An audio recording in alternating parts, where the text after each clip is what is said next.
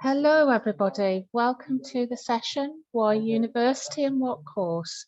We'll wait for a few more people to arrive.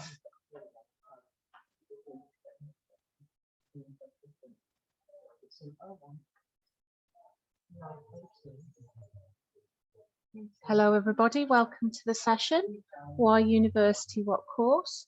We will wait for a few more arrivals before we start.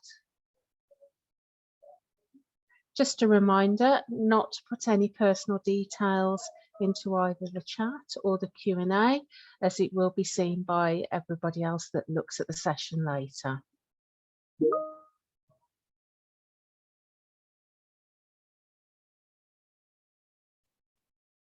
Just a reminder, we are not using the raised hand function. If you have any questions, please put them in the Q&A. We may be putting links within the chat function. We'll be starting soon.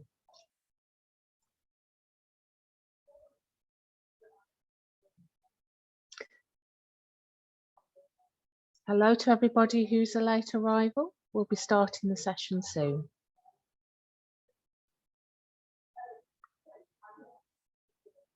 Just a reminder, the chat functions, if you've got any questions, please put them in the Q&A rather than the chat. We will be putting links in the chat function.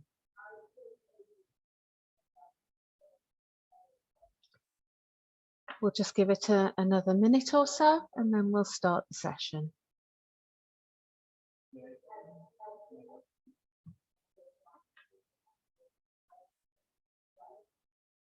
Hello everybody, welcome to Why University and What Course? We'll be starting the session so shortly.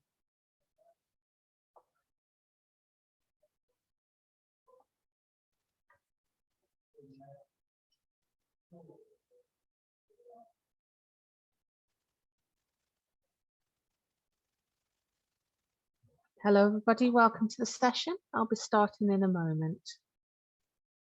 Just waiting for a few more late arrivals and I'll be starting shortly.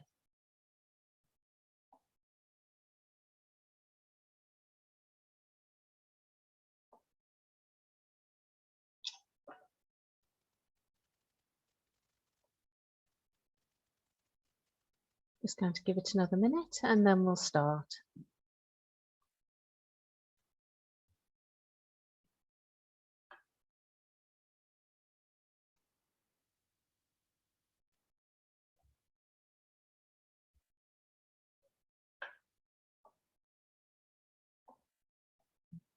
Hello everybody, and we'll now start the session.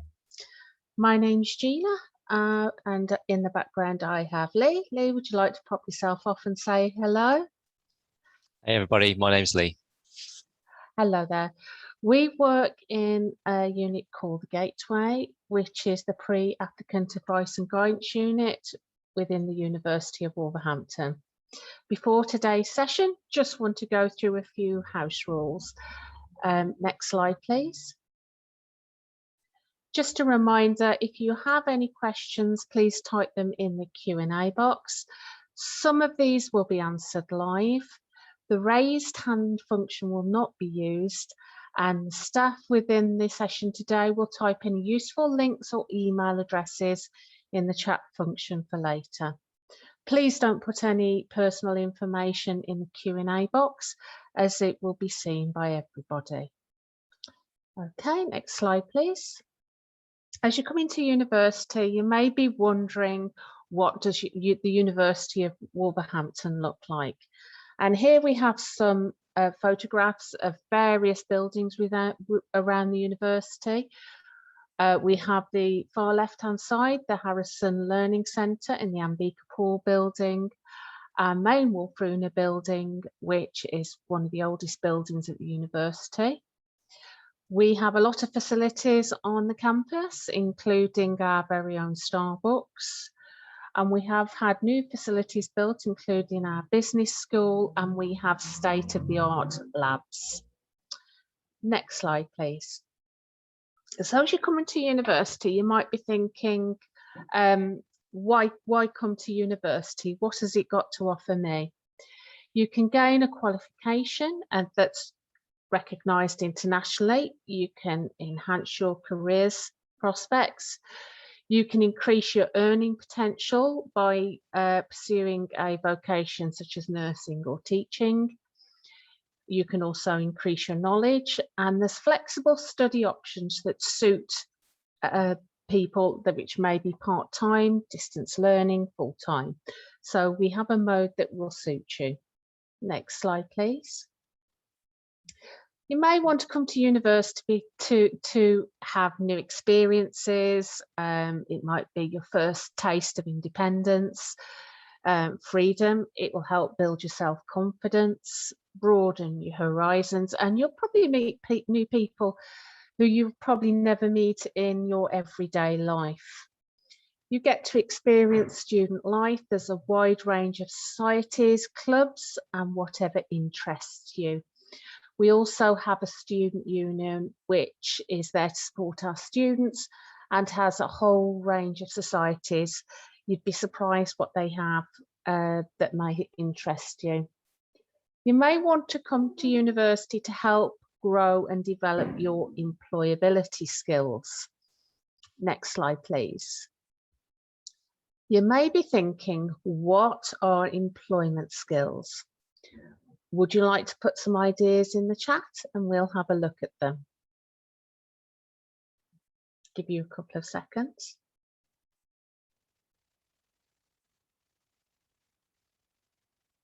Okay. I think we're all a little bit shy today. Oh, so yeah, teamwork, thank you. Okay, that's a very good one. There are quite a few skills that an employer will look for, and these are transferable skills that will help make an individual be employable. So some of these can include communication skills, team working, organisation skills, numeracy, literacy. You also can use your initiative and become self-motivated, adapt and learn. So within that slide, you'll see a wide range of employability skills. Next slide, please. When you're thinking of coming to university, you might have a few misconceptions about university and whether university life is for you. Okay, you may think you may not fit in, or that university is all about exams. And as you'll find, it's not the case. Next slide, please. You might think you're not a typical student.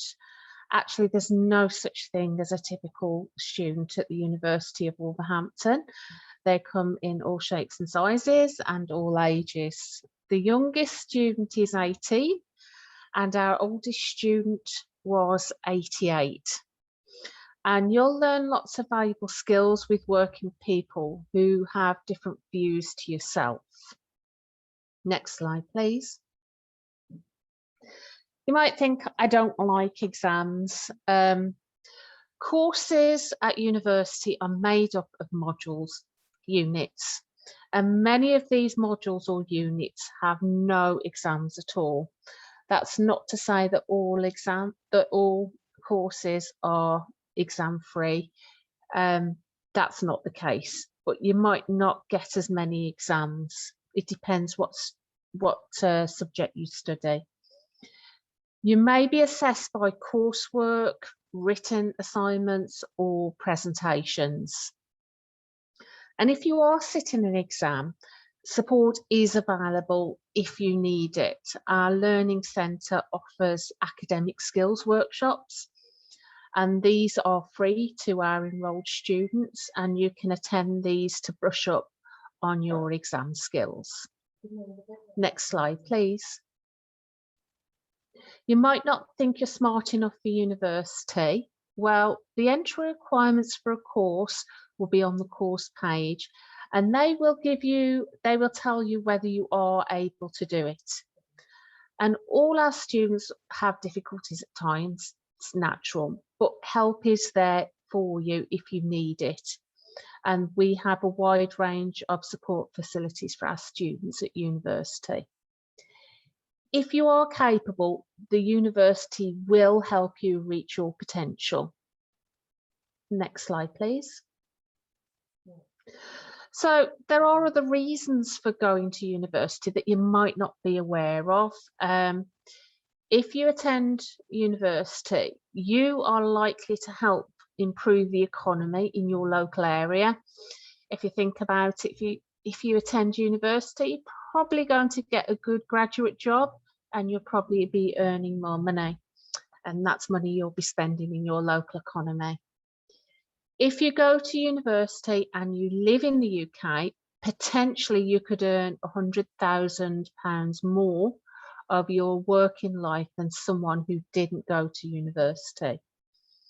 And as well, this may have an effect on your children. If you have children, they are more likely to succeed at school if you've been to university. Next slide, please. So what's it really like? I'm going to spend a few minutes here just talking about my journey. Now, every student's journey is different. I was a mature student and came to university quite late in life, really. And I studied a business management course at the University of Wolverhampton. And I found the help that I received was fantastic from the lecturers. I studied distance learning because at the time I was working full time and I had 2 young children. So studying part-time distance learning suited me. Every student is different. They all find courses which suit them differently. For instance, you may prefer to study full-time and on campus. That suits many students. I've gone on to do other things. I went on to do a master's course and I have been a full-time student as well, and I thoroughly enjoyed it. And it's certainly helped me get to where I needed to be today. So that's my story. And so next slide, please. So I'm now going to hand over to my colleague Lee, who's going to talk to you about choosing and applying to university. Thank you, Gina. Thanks for that. So going to spend a few moments now talking to you about how to choose a course when you come to university. Gina's already gone through why you might want to come to university, why you might want to consider university as an option for yourself. And now we'll have a little bit of a chat about how you choose a course when you're at university. So when you choose a course, it's best to think about any career goals and any qualifications required for these. So some careers that you might want to go into might have some obvious routes in. So if you want to become a nurse, you need to do a nursing degree. If you want to become a paramedic, you need to do a paramedic science degree. If you want to become a midwife, do a midwifery degree. But other careers don't always have obvious routes in. So say if you've got a passion to work in a sewerage works, how do you go about working in water treatment? Well, you can use some websites, and there's a couple out there which are very good. There's www.prospects.ac.uk, and also there's the National Careers Service website as well. And those links are on the screen for you at the moment. And you can go onto there and you can pop in a job, pop in a career you want to do, and you can actually look at careers paths. So if you wanted to work in that sewerage plant, that's always been the thing you wanted to do. You've got a passion for poo, you want to work with sewerage, you can go onto that website, you can put in water treatment worker, and it will tell you the career path you need to follow. It will tell you the skills you need, and most importantly, it would tell you the qualifications, what degrees you need to get onto that. So it'd be something in biology, microbiology, you'll probably be needing for water treatment, for instance. So think about any career goals you've got in mind, and if you're unsure, go onto a careers website and have a look on there and see what you can find out. So if you're unsure what you want to do, you might get to my age and still not really know, and lots of people do that, and that's absolutely fine. Think about what you enjoy and what you're interested in. So what subjects, what interests you? Do you like working with people? Do you like maths? Don't panic if you've got no idea. Just draw up a short list of things that you enjoy and what you're good at, and see if anything sticks out to you. There are careers quizzes on these websites as well, and you can take a careers website on the Prospects website, answer some questions, and it'll give you an idea on things that might be suitable for you. And again, from there, you can draw up ideas of what course you want to do. So you roughly know what you want to do. How do you find that course? So you know you want to do microbiology. Where do you find out the university that runs microbiology? You can find a course by using something like the UCAS course finder. Again, the link's on the screen. And what you do, you go onto that website, you type in the course you're interested in, you put in the year you want to study, and you can put your postcode in. And it will then throw up all the universities around you that run that particular course. So UCAS is a great tool for finding out which universities run the courses that you're interested in.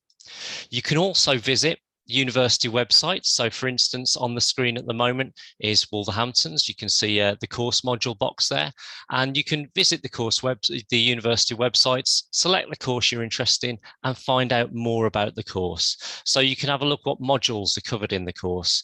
For instance, if you're interested in history, a history degree at Wolverhampton could be very different to a history degree in Plymouth.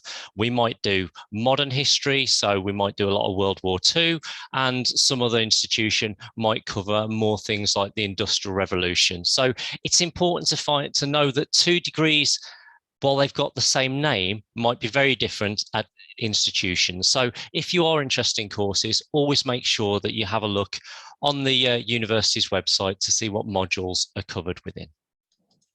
You can also check entry requirements on university websites. So entry requirements are what you need to get on the course. And you can see a screenshot of Wolverhampton's entry requirements for one of our courses there.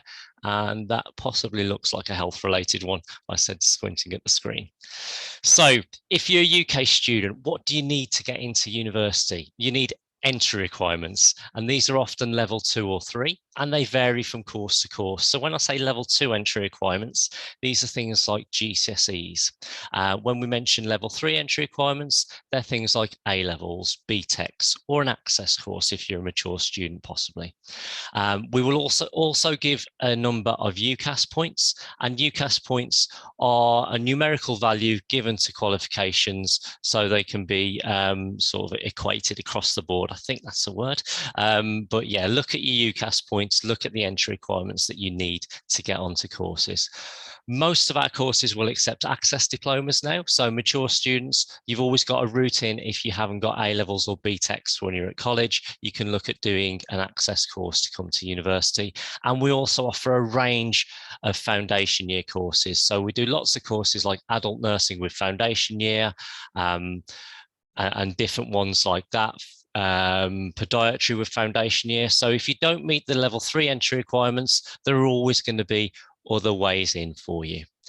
If you are an international student, it can be a little bit differently, and what you need to get on varies from country to country. So if you go onto the web link on the course on the slide at the moment, sorry, getting my words in a mess, you can go to www.wlv.ac.uk/international/your country, and you can select your country. So if you were from Nigeria, you could select the Nigerian page, and you could see what requirements we would normally accept from Nigeria to get onto one of our courses. They are guidelines only.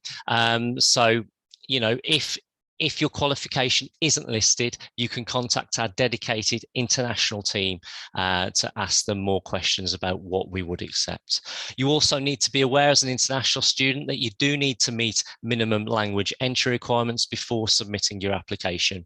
If you don't, however, we do offer a range of programs to help you meet them, like an in-house Wolverhampton proficiency English exam. And more details from that can be available from our international academy. So you've decided you want to come to university, and you've decided which course you want to do. How do you choose a university to come to? Well, first of all, attend open days. There's no better way than finding out about a university than attending an open day, either physically, if you live in the UK, or do a virtual one. and we run those, lots of those at the moment, and have been since the beginning of the pandemic, for international students as well. So you can have a look online. You'll get to do virtual tours around the campuses on videos, speak to faculty staff about their courses, speak to academics, and you'll also get to speak to some of us guys as well in the sort of support section about fees, finance, accommodation, and any support that we might be able to give you. So attend open days. They're always really good for getting a feel for the university that you're thinking of going to. If you are from the UK, and you're looking at doing something like physiotherapy or nursing or midwifery, it always pays to consider your distance from home when you're thinking about doing a course with placements. So if you're living in Worcester and you're going to come to Wolverhampton to do adult nursing, just remember that your placements are going to be based in Wolverhampton. So you're going to be based in a Wolverhampton hospital. So you've got to think, okay, I can get to Wolverhampton in the day, but can I do it when I'm working shifts? You know, how do I get across there at night? So always consider distance from home when coming to university, especially for allied health professional courses. Think what the support is like. Ask us about how we can support you with any specific learning need or disability. We do have a student support and wellbeing team that can help with things like that. So if you're dyslexic, dyspraxic, if you need a scribe, if you've got a hearing impairment, find out how the university can help support you on your studies. So it always pays to find out what the support is like at a university. And as I mentioned earlier on, think about course content. This course with the same name is rarely going to be the same at two different universities. So make sure you look at module guides and think, is this the course for me? So we can tell you, working at a university, how great our university is, because we work here and we enjoy working here and we believe in what we offer. But don't just take our word for it. Ask students from universities how they find their university. UCAS has a great feature called Chat to Students, and it's on the screen at the moment. You can go onto that web link there, and you can you click Chat to Students. You can type in a subject area, a university, and it will give you the chance to speak to students at that university about their course. So if you're interested in doing physiotherapy at Bradford, see if that's an option to talk to one of their students there. It's done on a sort of an instant messaging service. So you'll type a message, they'll get something in their inbox, they'll type a message back, that sort of thing. I think it uses a platform very similar to Unibuddy, if not Unibuddy. So use things like UCAS's Chat to Student service. It's a real good tool for finding out what a university is like, as well as attending open days. So before you apply, make sure you research all the universities that you're thinking of applying to. And as I've mentioned twice now, remember, two universities may have the same name, of course, but they might differ in content. So research on these. Also, make sure before you apply that you nip up into the loft, beat the spiders out the way, and get hold of all your old qualification certificates and things like that. They will help you fill in your application form, because we will need proof of qualifications as to meet your entry requirements when you go to get onto a course. So make sure you've got these to hand. If you don't have your old qualification certificates, you can get in touch with your school, your ex-school, the exam board to get hold of these. So for some courses, we might need a GCSE mathematics grade C or 4 as it is now, grade 4 or above.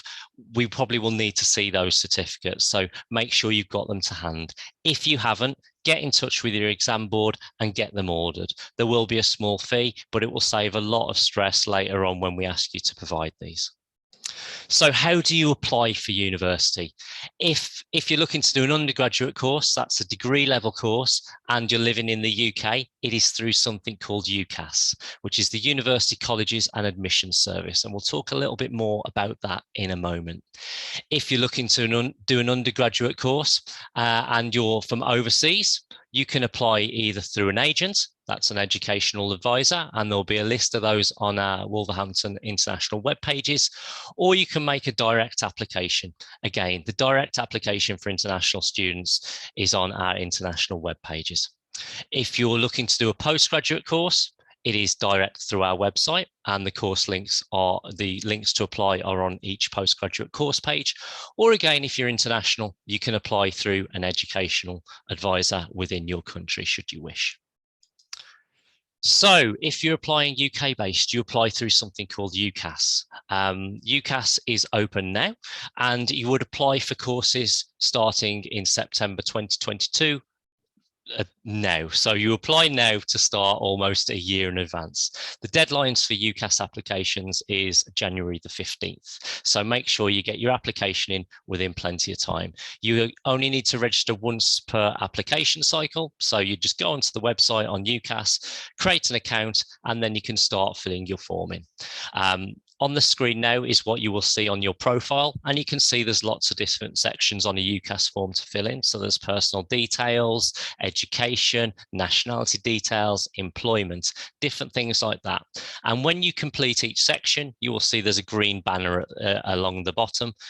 If it's blue, it means you've still got a little bit of work to do. So the great thing about a UCAS form is you can go in, start your application, fill in a few details, go away, and then come back and do it later on. You don't need to fill your form in all in one go, but you do need to make sure all those sections are completed. So you put in your education details, your grades gained, what course you want to do, name, address, personal statement, reference, those type of things. And if you've got any questions about filling in UCAS forms, you can always contact us at the Gateway and we can help you with that.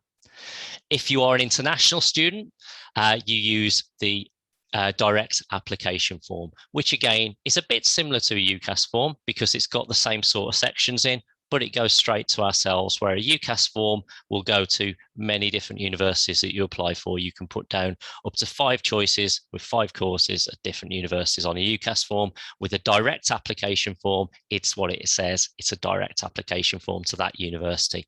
Again, fill in personal details, your fee status, qualifications, education, and also a personal statement and reference on there as well. So if you are not a UK national, it's likely that you're going to need to apply for a student route visa before you leave your home country. The type of visa you would need and the process for applying for it will differ on the type of course you plan to study, the duration of your course, and a few other criteria. So as part of the application process, you will need to obtain the relevant entry clearance before you can travel and ensure you have sufficient funds and pass any health checks before you arrive in the UK. If you've got any questions as an international student, please contact our International Centre on international@wlv.ac.uk for further clarification on that. So we've spoken about why you could consider university, what course and how to choose a course, and also which university possibly to come to. We will briefly now go over how you can fund university study. So it's important to consider the cost of funding when you decide to come to university.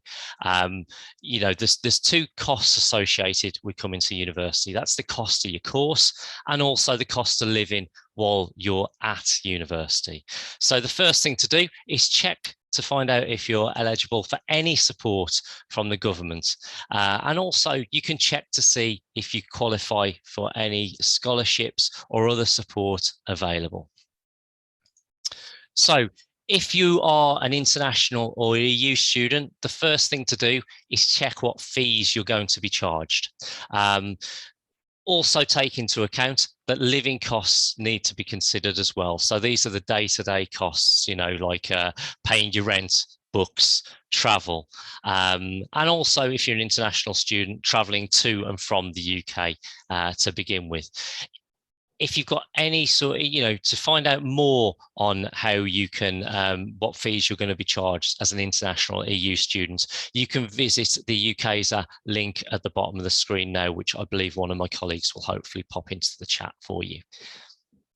If you're an international student, it's important to remember that if you're offered a place at university and you require a visa to study in the UK, you'll normally have to pay a deposit and show you have sufficient funds first to study.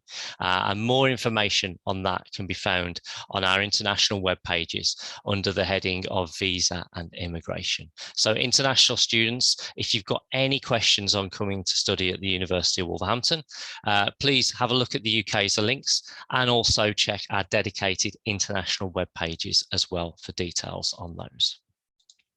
If you are a UK student and looking to come to university, the fees for degrees are still at the moment £9,250. That's the maximum that the universities can charge for degrees. And you should be able to get a tuition fee loan for that from the UK government. You must have settled status in the UK, and I will go through that a little bit more detail now. So to get eligibility for student loans, if you're a UK student, you need to be a UK or Irish citizen, have settled status or pre-settled status if you're an EU student, or have no restrictions on your visa in the UK, so have indefinite leave to remain if you're an international person. You also need to be ordinarily resident in the UK and have been living in the UK for 3 years prior to the start of your course.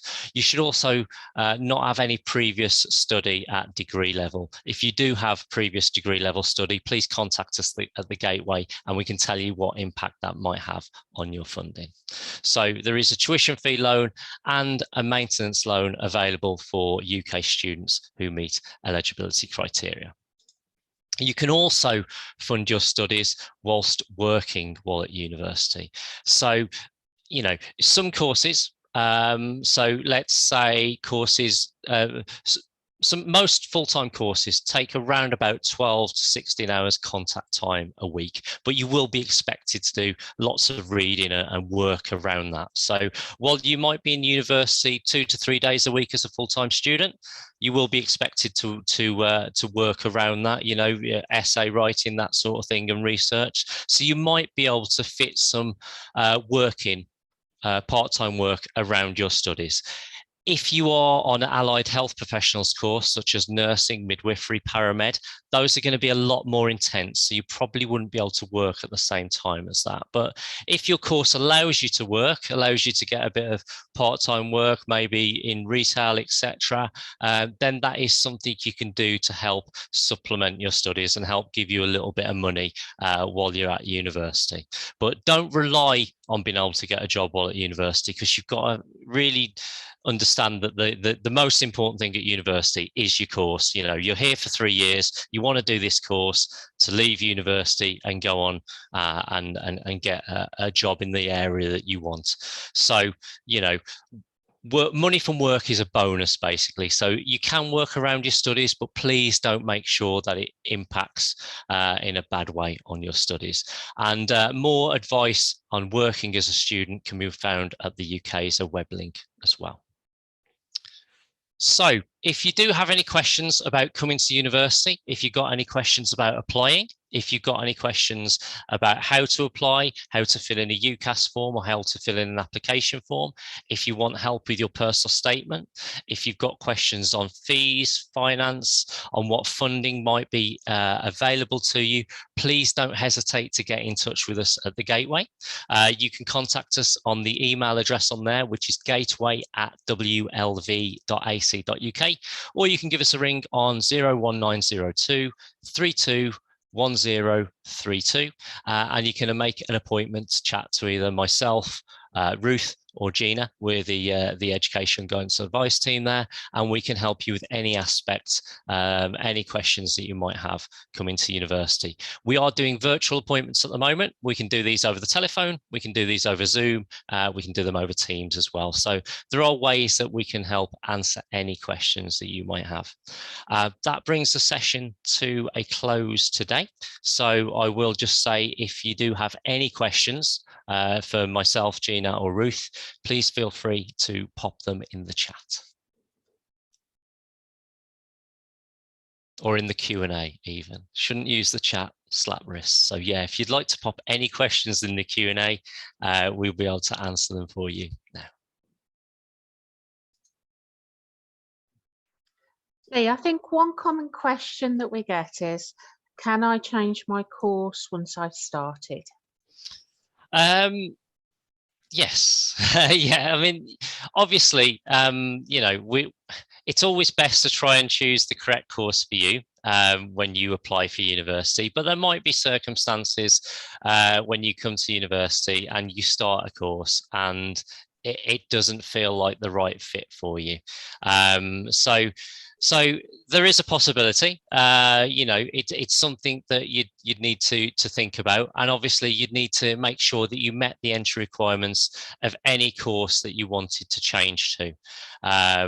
So there is a possibility of changing courses, but you know, you do need to. The earlier you make the decision to change the course, the better, really. I think another common one is I'm needing additional financial support. So it's, what does the university offer in additional financial support? Yeah, okay. Well, you know, you apply for student finance nice and early. If you're a UK student, student finance opens normally, you know, each year in the spring, so February, March time. So apply early, put down the course that you want to do and the university you think you want to go to, and make sure you apply for everything you think you're entitled to. So if you're a parent and you've got children at home, apply for things like the childcare allowance and also the parent learning allowance. If you don't apply for these things on application, but later on believe that you might be entitled to them, just get in touch with student finance and they can, you know, process the application for the relevant allowances that you believe you might be entitled to. The university does also offer some scholarships, very limited scholarships, and they are being hopefully finalised for this year. We don't have details on them yet. We normally have something available called the Dennis Turner Hardship Fund or Opportunity Fund, which is there for students who are suffering genuine financial hardship. So there are a few things the university do offer for you if you are struggling for money while at university, and the best thing to do is contact us in the gateway and we can tell you what is available each year. Unfortunately, I don't have any details on scholarships at the moment because they haven't been finalised for this current academic year. I think another common question I have is, do I have to live in halls accommodation? No, you don't have to live in student halls. You can live at home. You can travel to university from wherever. University accommodation is often for those people who are coming from you know, coming from overseas, or people who are moving around the country. So if you live in Cardiff, you're not going to drive into Wolverhampton every day. It's a bit of a jaunt. So you'd probably be looking at moving into student accommodation, student halls, private student accommodation, that type of thing. So you don't have to live in student accommodation when you're at university. But if you do, obviously you're going to be amongst, meet lots of new people. So it's a benefit of accommodation. Yeah, and you usually apply through your student portal, which we call eVision. So once you have your offer, you should be able to apply for your accommodation through there. Can you think of any common questions, Lee? Anything you think?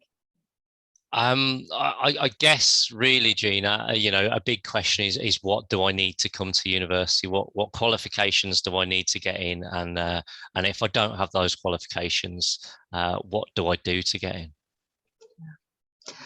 Yeah.